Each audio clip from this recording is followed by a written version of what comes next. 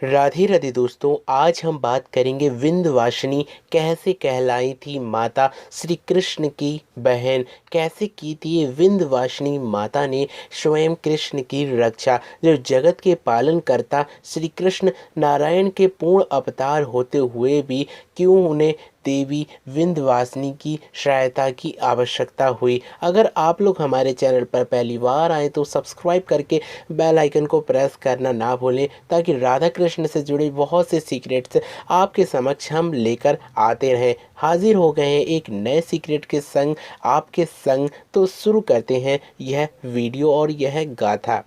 यह गाथा उस समय की है जब श्री कृष्ण का प्राकट्य नहीं हुआ था, यानी कि स्वयं उनकी माता देवकी, स्वयं जब उनका विवाह वसुदेव जी के संग होता है, तब वसुदेव जी के संग जब उनका विवाह होता है, कंस जब उन्हें लेकर जा रहा होता है, वहीं एक आकाशवाणी होती है और आकाशवाणी में यह कहा जाता है कि जिस देवकी को तुम ले जा रहे हो उसकी 8वीं संतान तुम्हारी काल बनकर रहेगी।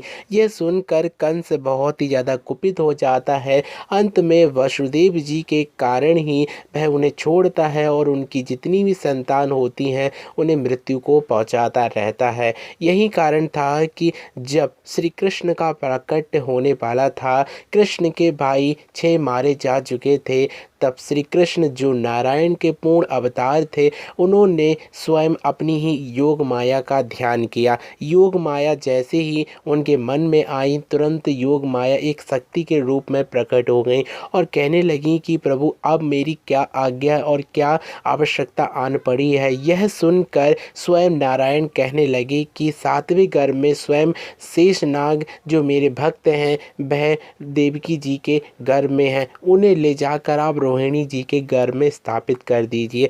यही योग माया जो श्री कृष्ण की माया कहलाती हैं, वही श्री कृष्ण के साथ में भाई यानी कि बलराम जी को ले जाती हैं। बाद में बलराम जी का जन्म होता है। इसी के पश्चात योग माया के प्रभाव से ही जब कृष्ण का जन्म होता है, नन्हे नवजात शिशु जो श्री कृष्ण होते हैं, वसुदेव जी के कहने और सुनने पर जब वसुदेव जी यशोदा जी के घर पर श्री नन्हे कृष्ण को छोड़ने के लिए जाते हैं, तब यही योग माया आकर वसुदेव जी से कहती हैं कि नन्हे से नवजात इस शिशु को आप नंद भवन में छोड़ आइए और यशोदा ने जो वहाँ पर जन्मी एक पुत्री है उसे ले आकर आप कारागार में बंद हो जाइए। यह सुनकर वसुदेव जी गहरी नदियों में जूझते हुए यमुना के प्रवाह में बहते चले जाते हैं, लेकिन शेषनाग उनकी रक्षा करते हैं। जब यशोदा जी के घर पर जब वह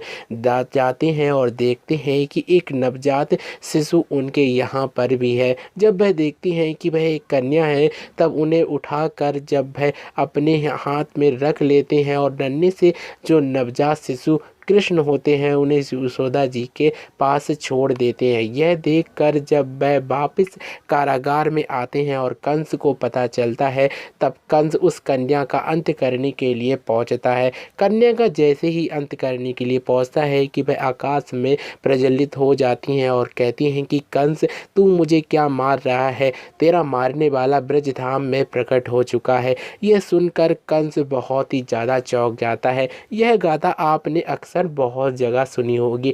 यही कारण था जो योग माया थी वह श्री कृष्ण की बहन कहलाई, क्योंकि जो यशोदा जी की पुत्री थी वही विंध्यवासिनी के नाम से विंध्य पर्वत पर रहने वाली माता कहलाई, जिन्होंने श्री कृष्ण के बचपन यानी कि नवजात शिशु के रूप में रक्षा करी, वही साक्षात उनकी बहन कहलाई। तभी आज भी विंध्यवासिनी माता को कृष्ण की बहन कहा जाता है, क्योंकि इन्होंने ही श्री कृष्ण को नंद भवन में पहुंचाने में सहायता की थी और कंस से उस समय इनकी रक्षा की थी। बाद में यही योग माया सुभद्रा जी के रूप में प्रकट होती हैं और श्री कृष्ण की बहन के रूप में आज भी जगन्नाथपुरी में पूजी जाती हैं।